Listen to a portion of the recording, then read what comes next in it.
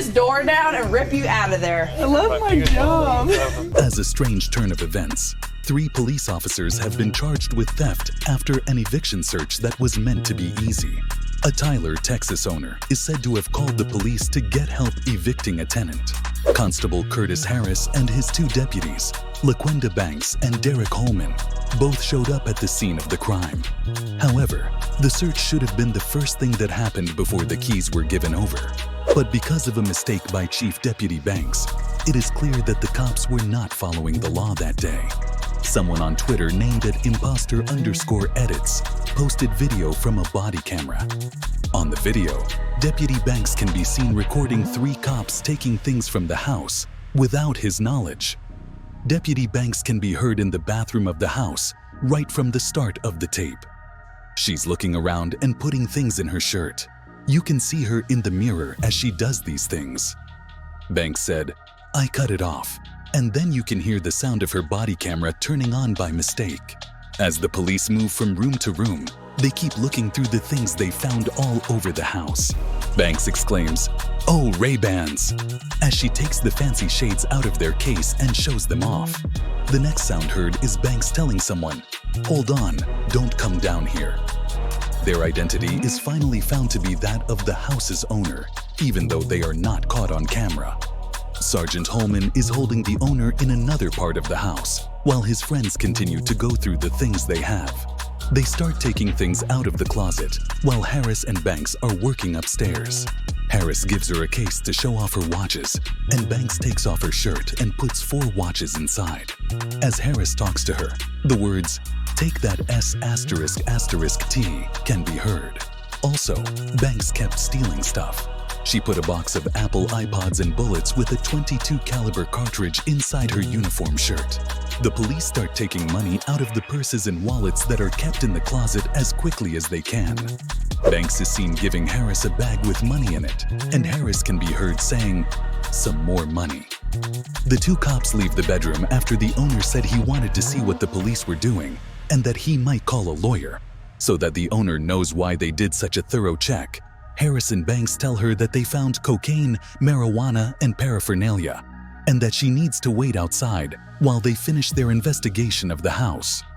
Authorities caught Banks, Harris, and Holman on video, leaving the house and going back to their police truck, where they dump everything that they took without permission.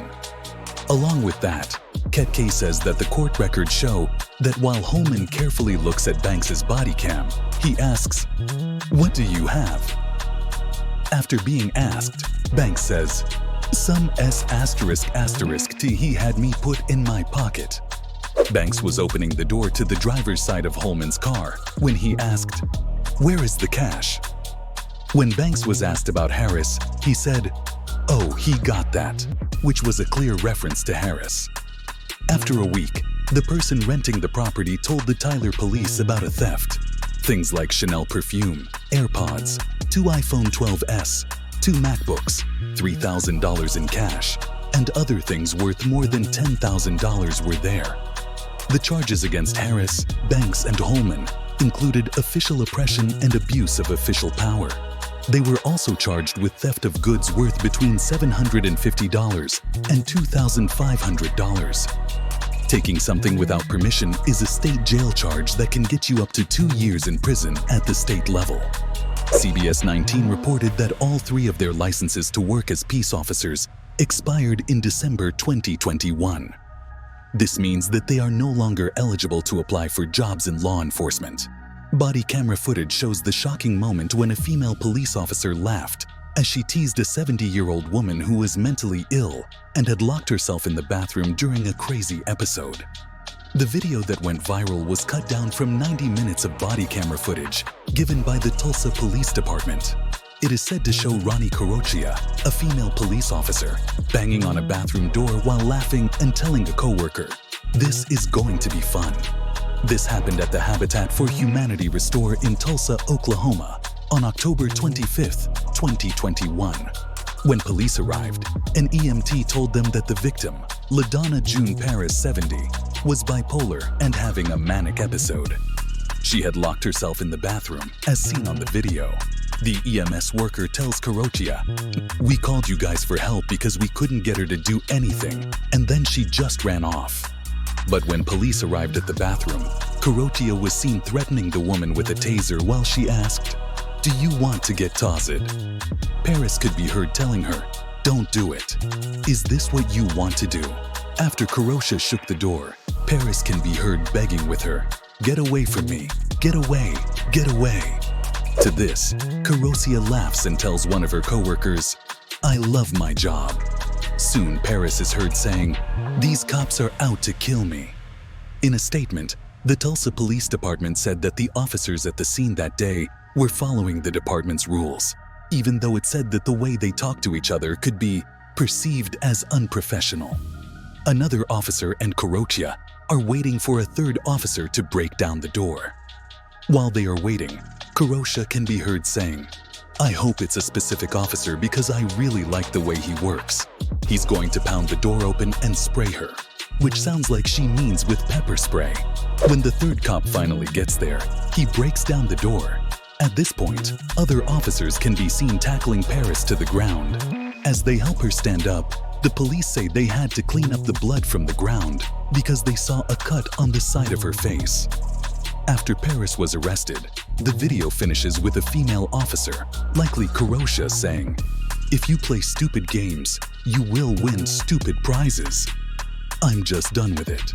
Tulsa police have now released a statement saying that the officers' overall actions and how they handled the call were in line with departmental policy. However, the statement also said, "To be clear, the banter between the officers outside of the suspect's presence can be perceived as unprofessional and has been addressed with the officers." The victim was then held in the Tulsa County Jail for about a month. On November 23rd, the case was dropped in the interest of justice and civil diversion, according to Tulsa World. The judge dropped the charges against Paris because of her mental health. Now, a law firm has taken up her case of what seems to be police abuse.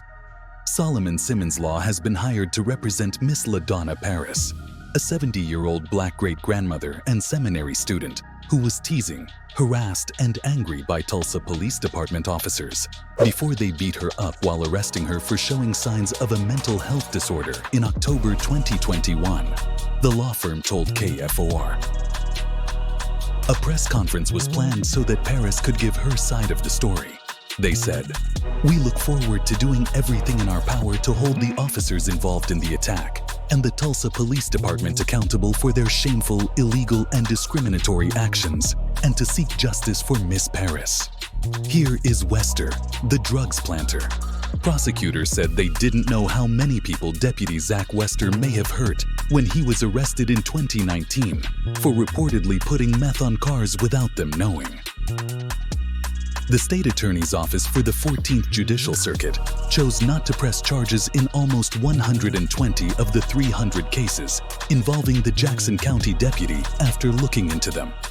This person framed Kimberly Hazelwood and her children, among other people. Kimberly Hazelwood, her husband were in their car along with their kids when they were asked to come down. In the middle of the road on June 7, 2018, Wester stopped them on Garden View Road. He told them that Wester pulled them over because he didn't have insurance.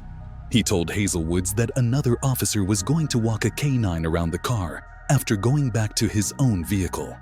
In its report, the FDLE said, "During this time, Deputy Wester's hands were seen resting on the driver's door, and he even put his hands inside the door a few times." All of a sudden, their dog jumped on the driver's door. Wester was seen picking up a trash bag, taking out an Excedrin bottle, and then putting it on the front passenger seat in the video that the body camera recorded. The investigation report says that Deputy Wester picked up the pill bottle and moved it toward the dashboard, out of the camera's line of sight. Wester said that he found methamphetamine in the bottle, even though he had gone back and forth 4 times with the Hazelwoods' car before telling them to get out. Their claim that they had never used any kind of drug was contested. At first, she was arrested for having drugs on her, but the charge against her was later dropped. In the report, it says that Kimberly broke down in tears and swore she hadn't used drugs.